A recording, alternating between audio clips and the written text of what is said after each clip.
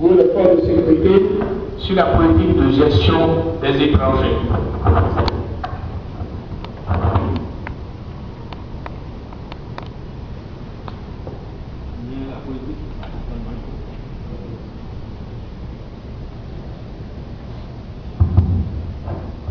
La politique de gestion des étrangers, ce n'est pas un problème en tant que tel. Si, acteur civil à la sécurité que vous êtes, vous participez effectivement à la reproduction de la sécurité.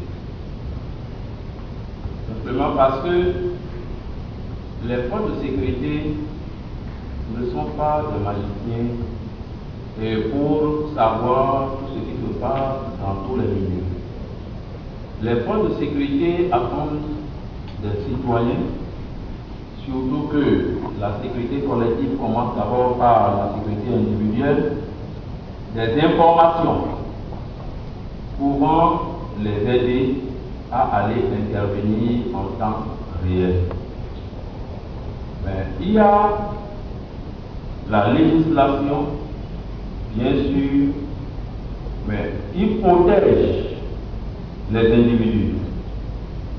Et dans notre espace CEDEAO, il y a ce que nous appelons la libre circulation des personnes et des biens. Donc nous n'avons pas besoin de traquer des gens venus du Nigeria ou de la Côte d'Ivoire dans notre pays, parce que nous les considérons étrangers.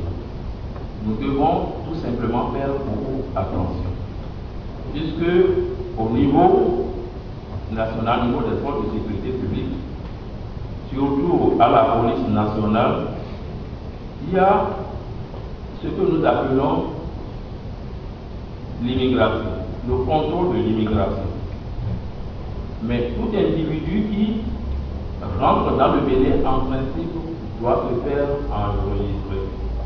Mais s'il y a des entrées passoires où les gens ne passent sans se faire enregistrer, il nous revient, citoyens qui constatent cela, de les dénoncer aux autorités politiques, mais aux autorités administratives de notre localité, pour que celles-ci portent à la connaissance des commissariats d'arrondissement ou des brigades de gendarmerie, cette information-là. Et une fois que nous nous sommes saisis, nous interpellons souvent ces messieurs pour qu'ils s'instruisent. Mais il est recommandé à tous les élus locaux, dans leur circonscription administrative, d'avoir un cahier de nouveaux résidents. Mais nous constatons que très peu d'élus locaux font le travail, malgré tout ce que nous faisons, des sensibilisations, mais les gens ne font pas. Les chefs de quartier, on a dit, mais détenez un cahier, mettez un cahier de 200 à 300 pages, et tout nouveau résident dans votre localité là, vous l'enregistrez. Et s'il y a un forfait qui a commis quelque part, et si c'est que quelqu'un parmi ceux-là est soupçonné, nous allons pouvoir avoir au moins son identité et au moins ses activités, avoir cette activité dans le milieu. Mais malheureusement, les élus locaux ne font pas. C'est le problème, ça. Donc, c'est à vous d'accompagner les forces de sécurité publique à faire le travail. Nous ne sommes pas négligents, nous faisons ce que les tests nous recommandent, et la balle se retrouve dans votre compte. C'est là le problème. Et quand je vais intervenir sur mon thème, je vais revenir sur ça. Je vais revenir, vous allez comprendre, on va parler du rôle des élus locaux et leur responsabilité dans le contrôle de leur milieu. Avec la sécurité de leur milieu, vous allez comprendre davantage. Bien, merci colonel Agamon. Pour ce qui est des conditions d'adhésion des réseaux et autres, madame, il va falloir que vous organisiez plutôt une rencontre informelle pour pouvoir informer les gens, ou bien à ces gens d'occasion de venir avec un prospectus à mettre, donc vous allez pouvoir après pouvoir meubler. Donc François, est-ce que vous avez envie de répondre à une de questions pour qu'on aille vite? Je n'ai pas de questions, en fait,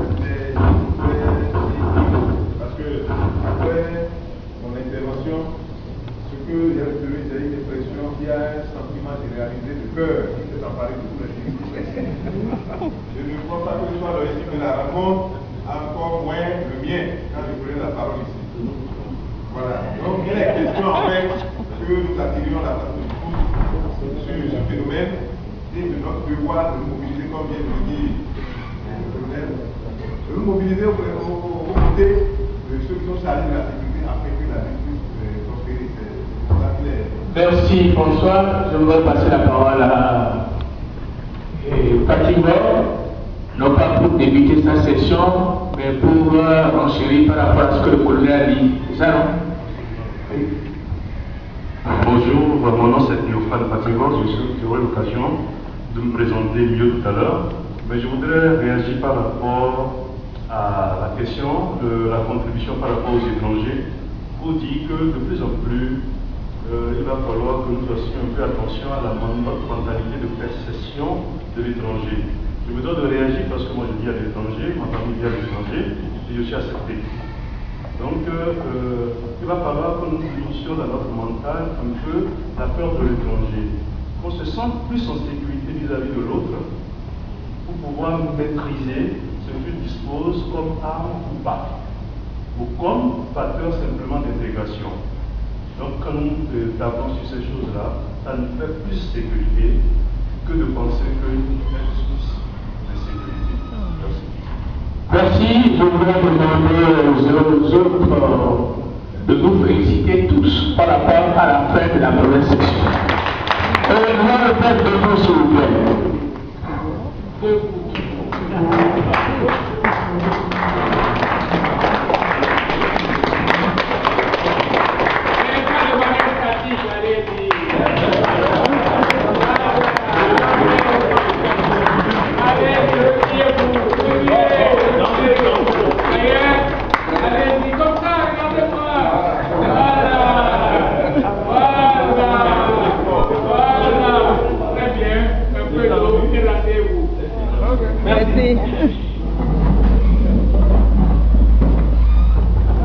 Nous allons enchaîner avec la deuxième section qui sera très courte parce que c'est des applications aveugles. Comme vous avez pu lire le titre, c'est le cadre juridique national et les autres textes régionaux pertinents de la lutte contre les armes légères et de petit calibre, contenu et application. Pourquoi un tel thème? Un tel thème parce que moi je pars du principe qu'une arme est un objet inerte. Voilà.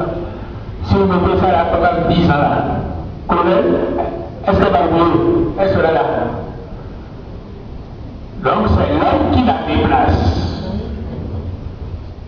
Donc la prolifération sous-entend le déplacement de manière anarchique. Non seulement l'homme déplace cet objet, mais il donne également vie. Et en voulant donner vie à l'âme, il supprime la vie de l'autre. Dans ce paradoxe, la société dit qu'il faudrait qu'on puisse réguler, frapper. Et pour ce faire, les hommes ont inscrit des lois, des tests pour réguler les différents comportements que nous devons avoir. Quels doivent être donc nos comportements envers les armes légères? Voilà ce que nous propose la seconde session. Elle voudrait inviter M. Théophane Patimor, que je remercie d'avoir accepté parce que ce n'était pas évident. Lui n'est pas au Bénin, il est à Dakar. Et nous avons réussi à le convaincre pour rester et nous faire cet exposé compte tenu de son expérience aux Nations Unies, au SIWA et autres, avant de repartir. Vous avez la parole. Merci. Merci professeur. Merci chers amis, mon nom c'est Théophane Patimor. Je suis un consultant média, genre et consolidation de la paix. Ce n'est pas la première fois que j'interviens devant la commission, où certains membres de la commission doivent connaître le visage pour les autres. Je crois qu'à travers les échanges informels, nous essaierons de mieux nous connaître et de mieux échanger par rapport aux questions non seulement de circulation des armes, mais de paix et de sécurité. Alors je voudrais commencer aujourd'hui mon propos par partager avec vous des expériences que j'ai vécues, parce que j'ai fait ma jeunesse à Porte-Novo.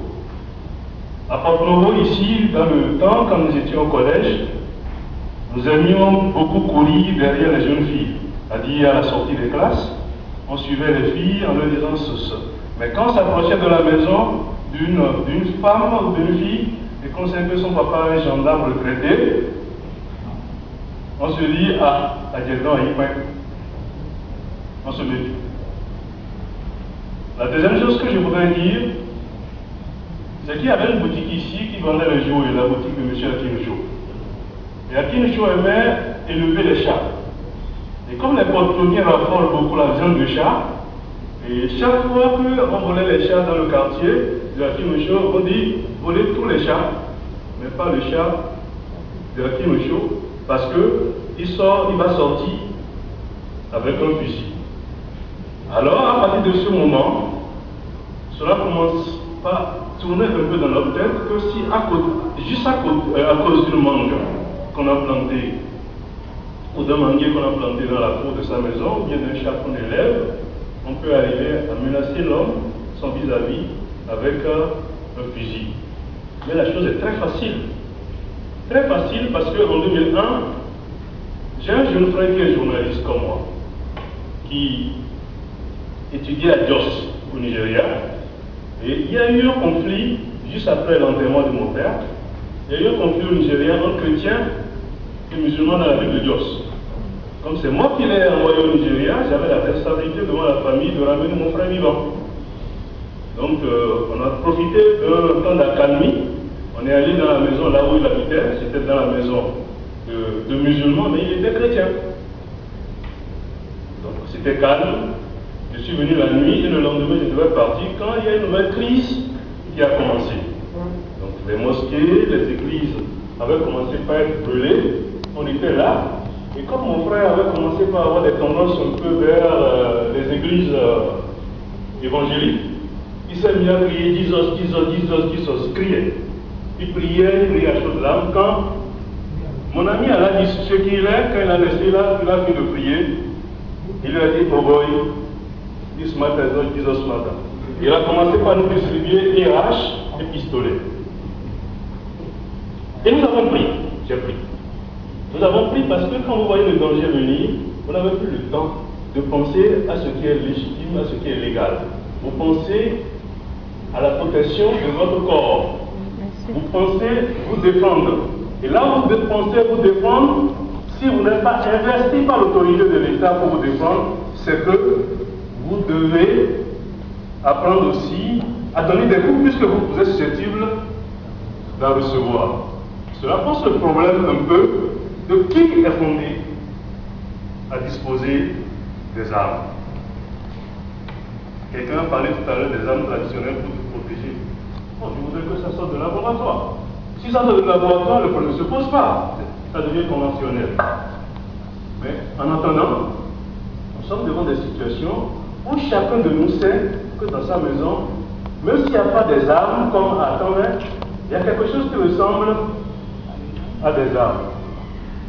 On voit dans les maisons, accrochés au mur un peu, des sabres. Il y en a qu'on cache. Il y a des femmes qui se couchent sur le même lit que leur mari. Et elles savent très bien que ce monsieur-là, il a un pistolet en dessous. Peut-être que c'est pour braquer, mais c'est ça qui lui a fait le pain quotidien aussi. Donc, toutes ces questions taraudent dans notre esprit. Le concert dans lequel je voudrais nous inviter ce matin à réfléchir par rapport à nous au Bénin. Qu'est-ce que nous faisons pour être un peu meilleurs aux autres, ou simplement, à défaut d'être meilleurs aux autres, à faire comme eux.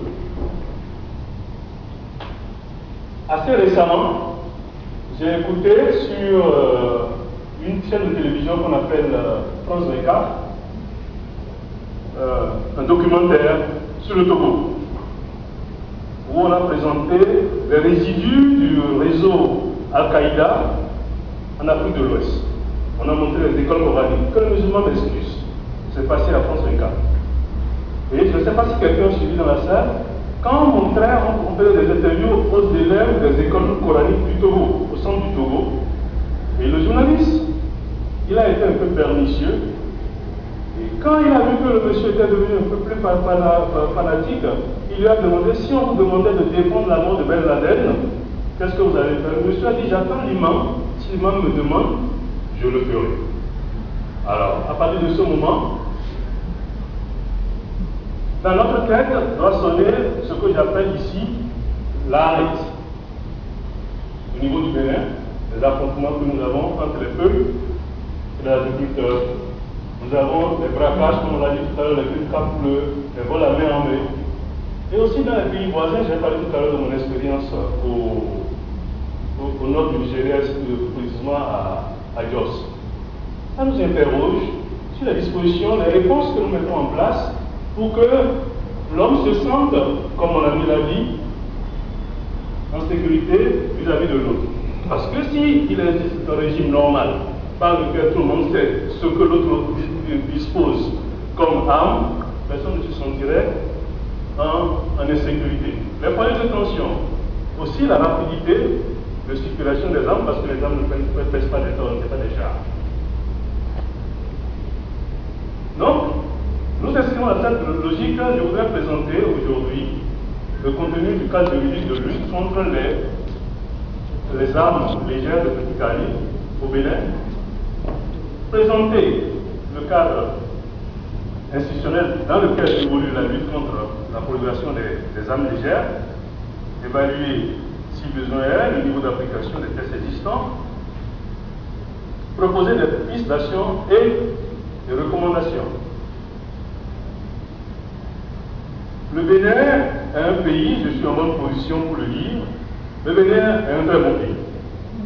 Les Béninois sont très négatifs par rapport à leur pays, mais rassurez-vous, notre pays il est apprécié, applaudi de tout le monde. Applaudissez pour vous-même.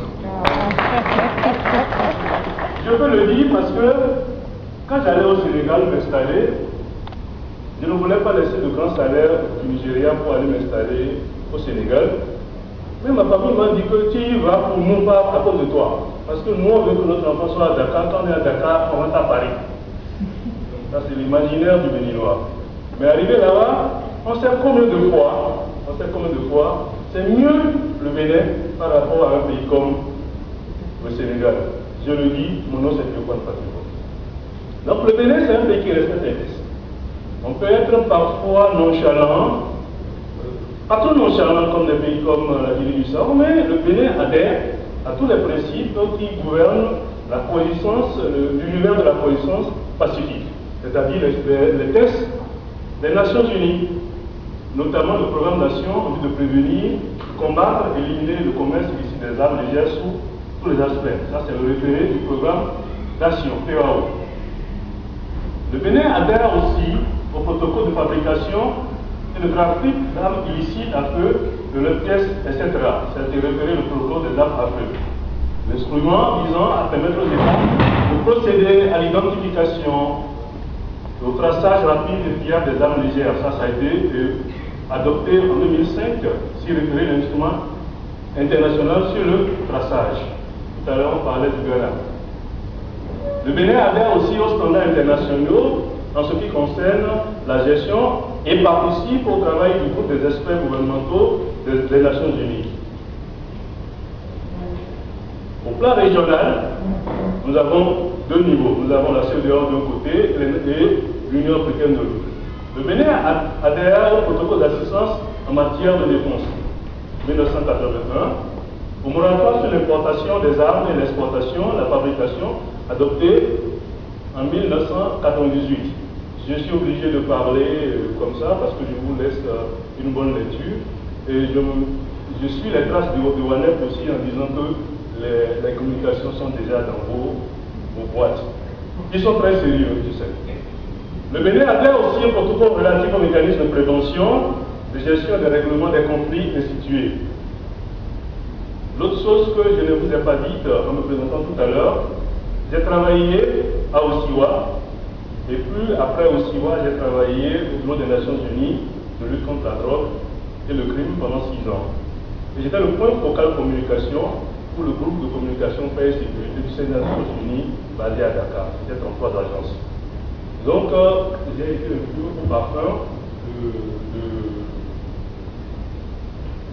de la quantité et du mécanisme de circulation illicite des armes dans la zone, surtout aujourd'hui, ça commence à être une menace ici, mais avant c'était dans la région du fleuve Malo.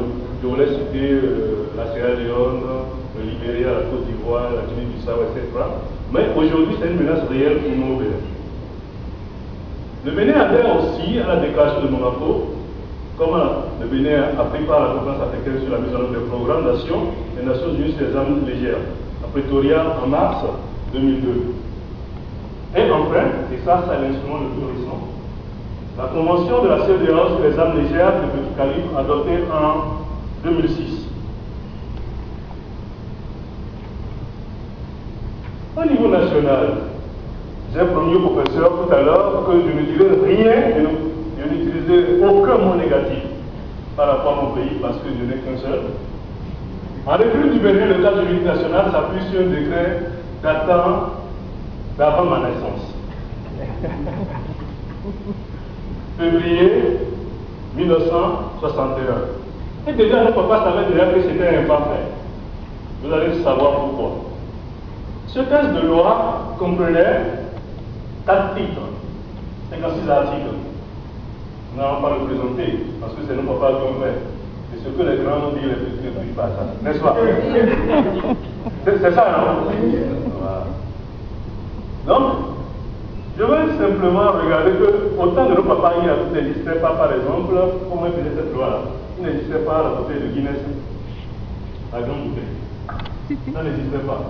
Mais la peine qui sanctionne l'utilisation anarchique d'armes légères au Bénin correspond au prix qui était de Guinness.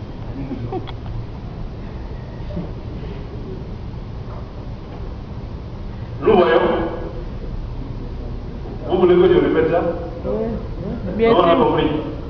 Non, il faut répéter. Voilà.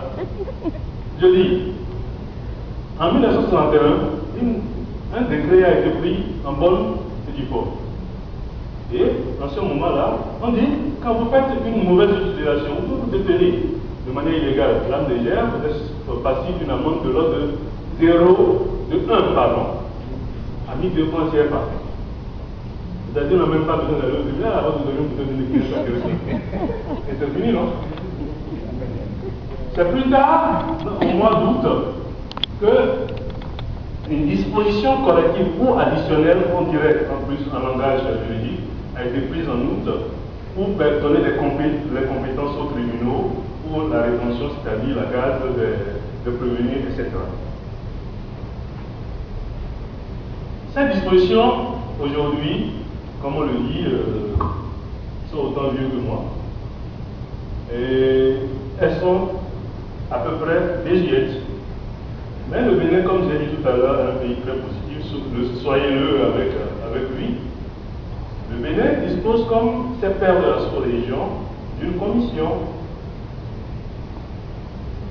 qui assure un peu la vacance du cadre juridique que nous constatons depuis bientôt. Parce que si je suppose même qu'en 1961, 1200 c'était quand même une quantité importante d'argent. Aujourd'hui, il l'est plus. Donc, le Bénin dispose aujourd'hui quand même d'un cadre institutionnel qui permet d'accompagner un peu ce vide-là. Et ce cadre institutionnel-là s'élabore autour d'un avant-projet de loi qui devait être rectificatif de la loi qui existe depuis 1961. Le procès de loi, je reviendrai dessus, mais je vais peut-être d'abord annoncer que cette loi-là comprend 6 titres, contrairement aux 4 de la loi de 1961, et 94 articles par opposition au 56 que contenait la première loi. Toutes les procédures de sa validation, enfin au niveau technique, ont été prises, c'est-à-dire cette loi a été validée par la Cour suprême et par la Commission nationale de législation et de codification. Cela témoigne du souci du gouvernement de conformer la législation nationale aux principes et valeurs des instruments internationaux. Parce que pour les juristes, il y a une irréalisation au niveau des lois. C'est-à-dire, quand vous appartenez au Conseil des Nations et que vous n'êtes pas, par exemple, Kalakuta Republic du Nigeria, et que vous appartenez à des nations souveraines et reconnues, la loi internationale gardée par les Nations Unies s'impose de facto à toutes les explorations régionales, Union africaine, Union sous-continentale, Union ukrainienne, Union criminelle, etc. Mais qui s'impose à leur tour aux souverainetés nationales. Cela veut dire que même si nous ne disposons pas de loi au Bénin, nous sommes tenus de nous cadrer, si nous voulons rester dans ce qu'on appelle la communauté internationale, nous sommes tenus de nous cadrer dans les lois internationales qui existent et qui s'imposent forcément à notre constitution.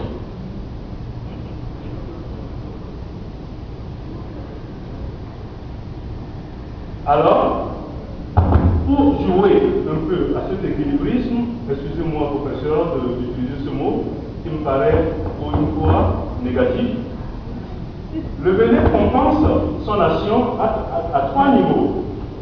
D'abord, le Bénin concentre ses efforts au niveau des institutions ayant le monopole de la force. C'est-à-dire les soldats, c'est ceux qui peuvent influencer tout le monde, fouiller les sacs, faire tout, détruire les choses. Ceux qui ont cette force-là, qui peuvent les exercer au nom de l'État, parce qu'ils ne le font pas au nom d'eux-mêmes, ceux qui ont cette force-là, on les appelle le ministère de la Défense, qui exerce à travers des structures organisées, la gendarmerie nationale, l'armée de terre, les forces navales, les forces aériennes, le ministère de l'Intérieur, la police, le ministère des Finances, à travers la douane, parce que c'est des institutions qui ont aussi l'autorité légale d'utilisation des armes à feu. Et en dernière position, les eaux et forêts. À un deuxième niveau, il y a un effort de fédération de toutes les énergies de lutte contre la prolifération des armes légères et de petits calibres à travers la Commission nationale de lutte contre. Cette commission, elle est à l'étoile rouge à Cotonou. C'est une commission qui est contrôlée directement par le palais de la République, qui détient tous les pouvoirs pour organiser la paix sociale au Bénin. Dans cette commission, c'est une commission d'experts. Des gens qui savent de quoi ils parlent.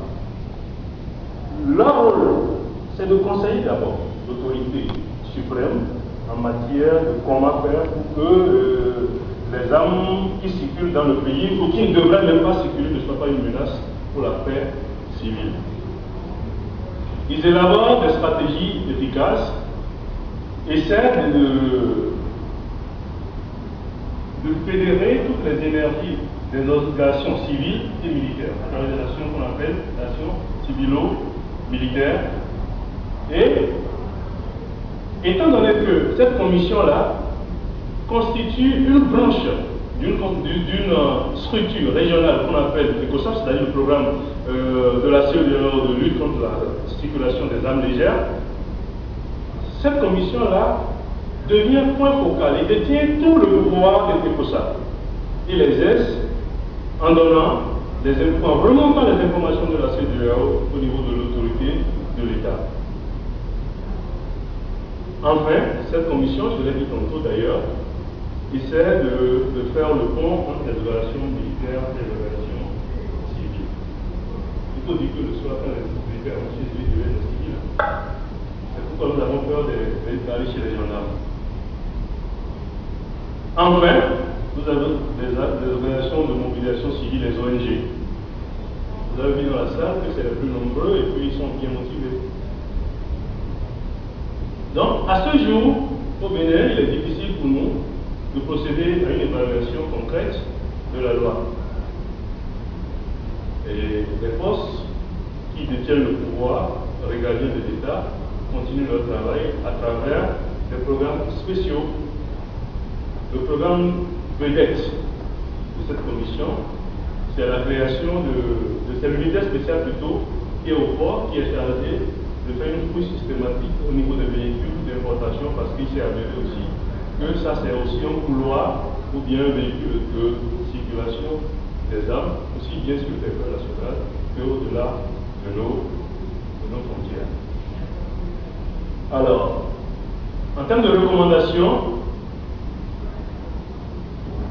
M. Aoudou l'a dit tout à l'heure, il faut que la lutte devienne une priorité de l'État. C'est-à-dire même dans les programmes de développement au niveau de l'État central qu'au niveau des communes, puisque nous sommes dans le conseil de la décentralisation, ça devient un programme. Et que le maire d'une commune sache que lutter contre les armes légères, c'est une priorité au niveau de sa commune. Il faut aussi qu'une commission comme celle-ci fasse des actions de plaidoyer, peut-être un peu en direction non seulement de la communauté internationale, mais au niveau des institutions nationales, surtout l'Assemblée nationale, pour que le vote de la loi soit rapide.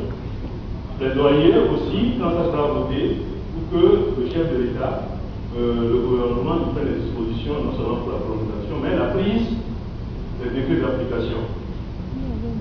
Enfin, plaidoyer pour la prise en compte de la dimension genre. Parce que nous avons l'habitude chaque fois de combiner les femmes dans le rôle de victime.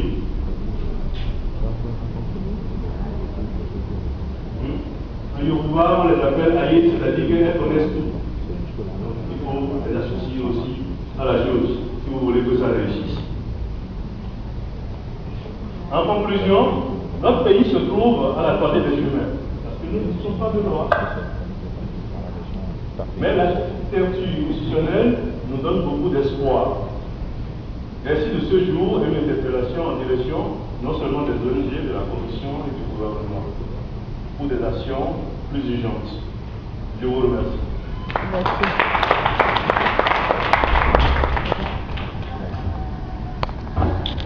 Merci Léopold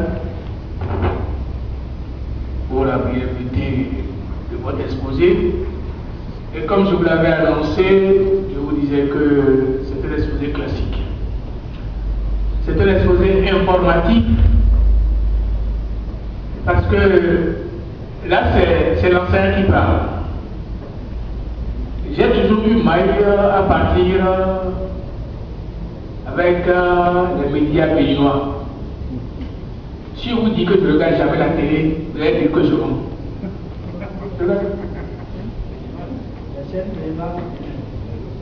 Quand je parle de télé, ça va être la chaîne béninoise. Au Bénin, quand je n'ai pas cours à 7 heures, je regarde seulement les jeux de 43. Après, je regarde rien du Bénin. Parce que moi, je suis chargé d'éduquer. Et toutes choses qui se passent autour de moi doivent pouvoir être pour moi une source d'inspiration. Et chaque avis que j'ai, je dois pouvoir partager quelque chose, même si c'est en rigolant.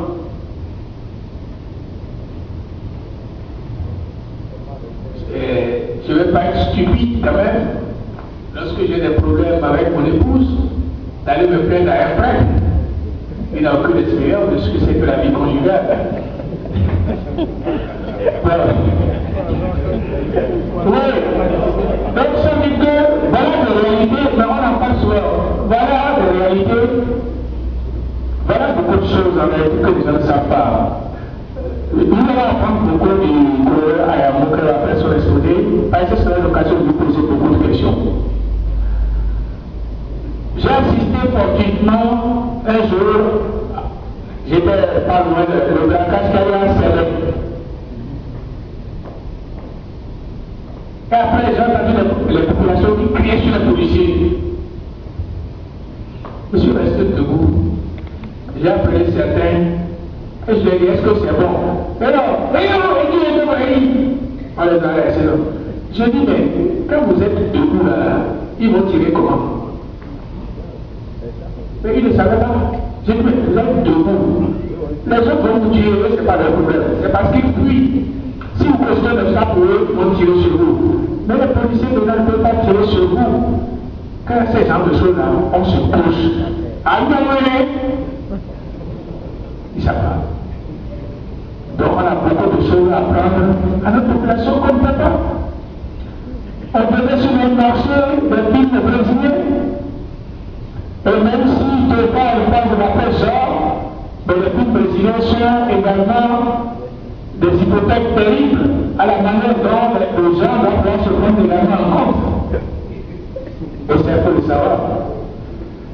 Donc, chers amis, chers frères, ça nous permet, en tant que membre de la société civile, de savoir que le Bénin a une diplomatie vivante. La leur est là. Parce qu'on peut se targuer aujourd'hui. Dans le cadre de tous les instruments internationaux afférents à la question des armes, nous avons signé et ratifié.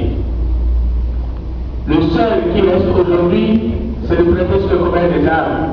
Nous avons déjà signé et le ministère des Affaires étrangères est en train de préparer le décret qui sera transmis au gouvernement pour l'autorisation de la Cour suprême avant d'être transmis à l'Assemblée. C'est ça qui est important. Donc on peut dire qu'à ce niveau, il y a la volonté, il faut le reconnaître. Il y a cette volonté-là. Il y a cette volonté à travers les différentes dispositions qui sont prises. Même si la manière n'est pas toujours le fait que les choses n'en pas tard. C'est la volonté du gouvernement. Il faut savoir féliciter les choses. Le fait qu'il y ait des patrouilles de nuit, et c'est nous-mêmes encore qui déplorons ça. Vous ne sortez pas avec vous allez vous faire du bruit. Mais non, il faut les aider. C'est nous-mêmes, il faut qu'on se dise la vérité, dis la population. Vous sortez ça quand vous allez faire du bruit. Vous n'avez pas de faire, on vous arrête, vous faites du bruit. Alors que toute cette disposition comportementale présuppose à la violence. On doit éviter tout ce genre de choses-là. Le cas qui se respecte. Donc, le seul problème je sais qui peut être unanime à la suite de cette exposé que vous pouvez vous poser, que vous avez déjà posé, c'est de se savoir mais qu'est-ce qui se passe dans notre pays pour que depuis là, il n'y ait pas une nouvelle loi. C'est la seule raison. Il ne faut pas avoir de. Ce n'est pas évident si c'est la vie. Je vous proposerai de vous apporter les éléments de réponse à la part du communicateur. Vous savez, tous les pays disposent d'une souveraineté régalienne. Après les événements de Sierra Leone, Libéria et autres, les chefs d'État et de gouvernement de l'espace CEDEAO se sont dit, si nous ne rassemblons pas nos forces, il y a quelque chose de dramatique qui risque de se passer. Il faudrait que nous puissions prévoir les conflits, il faudrait que nous puissions apporter des assistances mutuelles. C'est ce qu'a expliqué l'intervention de l'ECOMOR. S'il n'y avait pas le Nigeria, je crois que le Nigeria a eu la guerre contre les aujourd'hui. C'est ça. Puis après, ils se sont dit, mais les militaires, ils sont occupés tellement à faire la guerre, parfois, comme ils veulent dire pour la battre. Et puis, il ne faut pas oublier aussi qu'en leur sein, il y a comme une sorte de conflit. Et n'oubliez pas, ça s'est même passé à Sévé ici, où gendarmes et policiers se réclamaient une opération. Bon, donc à partir de 1998, les chefs d'État ont dit il faut qu'on crée une interalliance. Qu'est-ce que c'est qu'une interalliance? C'est qu'il faut que nous créions une structure qui soit un tampon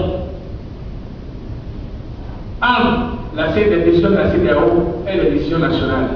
Et cette structure va se charger seulement de coordonner. Donc, la commission nationale qui existe dans tous les pays de la CEDEAO ne compte pas les forces régaliennes, ne sont pas les patrons. Il ne peut seulement demander que la commission, pour éviter d'être étouffée, puisse avoir un haut degré de tutelle. Donc, c'est-à-dire que passer ça sous la présidence de la République ou bien sous le Premier ministre. Ainsi, au moins, la commission évitera les conflits d'autorité avec les autres ministères, parce qu'il n'y a plus rien de plus haut que la présidence, c'est tout le problème. Donc, la commission du Bénin a été créée en 2000.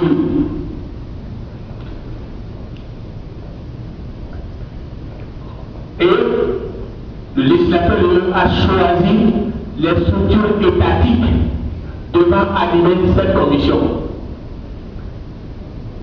Donc, un ensemble de ministères qui varient en fonction du vent de renouveau européen. Donc, je ne peux pas dire ce qui a conduit le gouvernement d'alors à choisir ces ministères-là. Mais on peut reconnaître, en faisant une lecture, que la question des armes est devenue aujourd'hui une question transversale. Donc, il doit pouvoir être appréhendée d'une manière multidimensionnelle. Elle concerne tout le monde. Même le ministère de la Lumière est concerné par les armes, parce que là, il n'y a pas la lumière, il y a insécurité. Même le ministère de l'eau est concerné par la question des armes. Quand les bêtes n'ont pas d'eau et conduisent par le jardin de l'eau, donc presque tous les ministères sont concernés. Maintenant, comment est-ce que, au niveau des ministères, les membres ont été choisis? Moi, je n'en sais rien. J'étais même pas là, j'étais en mission d'enseignement 6 mois. On m'avait choisi avant même que je n'arrive. Donc, je représente l'enseignement supérieur et c'est tout. Donc, au lendemain de notre installation, nous avons commencé avec des opérations coup de poing que dirigeait le colonel Ayamou par des saisies, par-ci, par-là, quand nous étions au courant. Mais on ne faisait pas ça nous-mêmes. Donc, lorsque nous sommes au courant, parce qu'on était plus accessible pour la population qui venait nous voir, plus que d'aller dans un commissariat ou dans une gendarmerie, donc on avait ça. Mais après, on s'est dit quand même, pour que nous soyons efficaces, il faudrait que nos actions reposent sur une loi. Ce qui a fait que nous avons passé presque une année à écrire cette loi-là. Fin 2004, la loi était déjà prête. Et la loi qui était prête était à 71 articles, je crois, 4 titres. C'est cette loi-là qui, après tant de péripéties, a fini par atterrir sur la table de l'Assemblée. Nous avons donc commencé nos périples, aller à l'Assemblée à chaque fois avec les ministres de la Défense, de la Sécurité, pour défendre, en tant que technicien derrière les ministres pour défendre. Donc, on en était là-dedans, malheureusement, la Convention est arrivée. Quand la Convention est arrivée, il fallait prendre la Convention en compte, qu'est-ce qu'il faut faire? Donc ça veut dire que le projet qui était déjà au niveau de l'Assemblée, elle est aussi devenue aussi déçue que le décret. Il fallait donc prendre encore que le Bénin venait de poser un geste spectaculaire. Il était le 9e pays qui a signé et qui a déposé les instruments rendant contraignant et permettant à la Convention CEDEAO de rentrer en vigueur. On a repris. Maintenant, on a fini de reprendre notre choix, la commission s'est stoppée. Elle s'est stoppée parce que qu'est-ce qu'il fallait faire? Si depuis 5 ans, l'autre loi n'a pas pu passer, donc on devait reprendre le même processus. On a été un peu imaginatif à un certain moment. On s'est dit, bon, on va aller voir Drago. Chacun a fait madame, c'est ça tout, c'est un collègue après tout. Donc on est allé voir avec la société civile, on a posé nos problèmes. On lui a dit, pour moi, il y a un problème, on n'arrive pas à travailler. Et c'est elle qui nous a dit, comme vous l'avez pensé vous-même, si vous introduisez la loi, vous n'êtes pas sûr de l'avoir avant son départ. Allez voir les députés de la commission 5. C'est quels étudiants, c'est vos collègues, vous les connaissez, pour leur demander, arrangez-vous avec eux pour qu'ils prennent ça en compte. Non plus comme votre propriété, mais comme leur propriété, c'est comme proposition de loi. Ça veut dire que c'est les députés qui ont travaillé. Vous avez compris? Peu de gouvernements acceptent ça, n'est-ce pas? Mais nous, comme on voulait dans la loi, on s'est dit, non, on n'a même pas travaillé, c'est pour les députés que nous Donc, les députés ont accepté et ils ont pris la nouvelle loi comme leur propriété. Bon, on a été là-dedans, on a eu la chance d'avoir un projet qui a procédé à une analyse comparative pour nous, l'UREC, qui est une cellule où lui travaille à l'UBC. Donc il essaie de faire une étude comparative de notre ancienne loi, de nouvelle loi et du protocole d'Anapole, qui ne trouvait pas de divergence. Ça là aussi, on appelle le tableau qu'on envoie aux députés. Ce qui fait que les dispositions sont passées à 94 avec 6 titres. Depuis le collègue Yamo et moi, nous sommes les plus fréquents à l'Assemblée avec les patrons pour justifier. Nous en sommes là. Mais il ne faut pas se décourager parce qu'il ne faudrait pas vous sortir d'ici, on se dise rien n'est fait. Vous savez, les différentes expertises que nous avons au niveau de la commission nous permettent de croiser nos jugements et de pouvoir nous accorder sur un certain nombre de choses. On a fini par comprendre que la volonté politique existe. Elle existe. Si elle n'existait pas, même en dehors de la loi, on crée des structures pour mettre la population en sécurité. Peut-être que ce n'est pas suffisant, on peut le dire. Mais en dépit de cette volonté politique, au niveau des parlementaires, on comprend que le calendrier parlementaire n'est pas notre calendrier. Oui, donc c'est un problème de calendrier parlementaire. Troisièmement, c'est un problème de priorité. Qu'est-ce qui constitue une priorité pour eux? Nous, on ne sait pas. Et quatrièmement, on le dit, mais on le dit d'une manière plus gentille, contrairement à vous, c'est que par rapport à certains dossiers, il faut reconnaître que le niveau d'appropriation n'est pas le même, ce qui retarde quelquefois certains dossiers. On le reconnaît. Mais nous avons bon espoir parce que par rapport à la nouvelle session, cela a été enrôlé. Et c'est là où le nouveau combat va refaire surface. Nous y sommes en train déjà en train de penser à comment faire pour procéder à cette nouvelle sensibilisation urbaine pour qu'on puisse donner notre nouvelle loi. Donc rassurez-vous, il y a une loi pour vous protéger. Il ne faudrait pas que M. Aboussiba se sente en insécurité. Beaucoup de choses sont faites, mais malheureusement, vous savez, le domaine dans lequel nous sommes est un domaine fluctuant. Dès que vous pensez trouver la solution, les autres qui sont là-bas, ils ont trouvé autre chose. Mais nous ne pourrons pas gagner. Je vous remercie.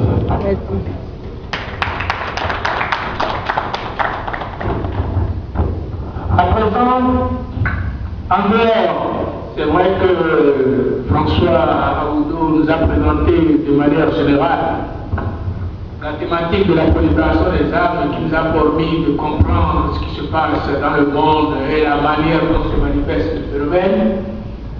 Théophane nous a dit là où nous en sommes, ce qui doit pouvoir nous discipliner pour parler de français facile.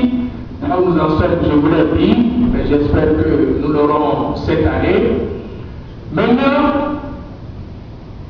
l'exposé qui ne compte pas tous les exposés, mais qui restera la préoccupation de tout le monde, sera présenté par le collègue Ayamou. Qu'on le présente plus, le collègue Ayamou est le directeur adjoint de la gendarmerie nationale. Il est le président de la sous-commission opération sécurité à la commission. Donc c'est une problématique qui développe beaucoup et en fonction de son expertise et de ses hommes sur le terrain, il est arrivé à tracer, même si ce n'est pas de manière exhaustive, les différents endroits où passent de manière illicite des armes. Parce que l'élitisme est une forme de contournement. C'est une forme de contournement. Mais nous avons fait l'effort de voir où se trouve ce contournement et pourquoi. C'est pourquoi je disais tantôt que l'exposé de Topal ira vite, mais c'est avec l'exposé du collègue que nous allons parler, parce que chacun se sentira interpellé. Vos villages là, que vous ne savez pas, qui constituent les itinéraires illicites là, le collègue va en parler. Aussi, vous êtes donc lui donner la parole pour parler de tous les villages sauf celui-là. Vous avez la parole.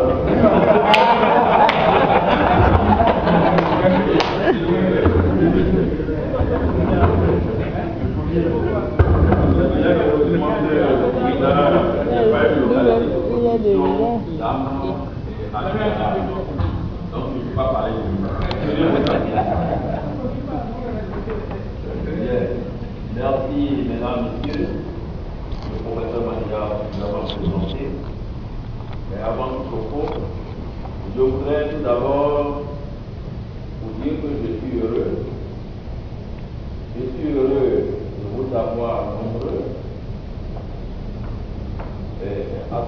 atelier autour de la thématique de sécurité. Alors pour moi, les civils, oui, à un atelier, à un pareil atelier, suppose que les civils comprennent l'enjeu et commencent par participer à la proposition de la sécurité. Je disais tantôt que la sécurité collective commence toujours par celle de soi. Avant d'en arriver à la sécurité de tout le monde, il faut que chacun de nous apprenne à regarder autour de lui-même, de savoir s'il est en sécurité. Et s'il est en sécurité, c'est qu'il assure déjà la sécurité de son voisin. Et le voisin aussi assure la sécurité de l'autre et ensemble, nous assurons notre sécurité collective. Donc voilà de quoi il est question et c'est pour cela que je vous dis merci. Merci d'être là. La proposition de la sécurité c'est un objectif financier, un objectif très clair au ministre Degla quand il était aux affaires ministère de l'Intérieur. Il a édité même des plaquettes à cet effet. Et nous allons remercier les organisateurs de cet atelier et qui appuient non seulement la Commission nationale de la lutte contre la prolifération des armes légères et à participer à la promotion de la sécurité, mais surtout le ministère de l'Intérieur. Tout ce que nous faisons, c'est la partie de la sécurité et c'est beaucoup plus pour le ministère de l'Intérieur. Cela étant, j'ai l'estime honneur de vous présenter le thème l'itinéraire de circulation des armes légères et de petits calibres au Bénin et cette décision spécifique sur la sécurité des personnes et des biens.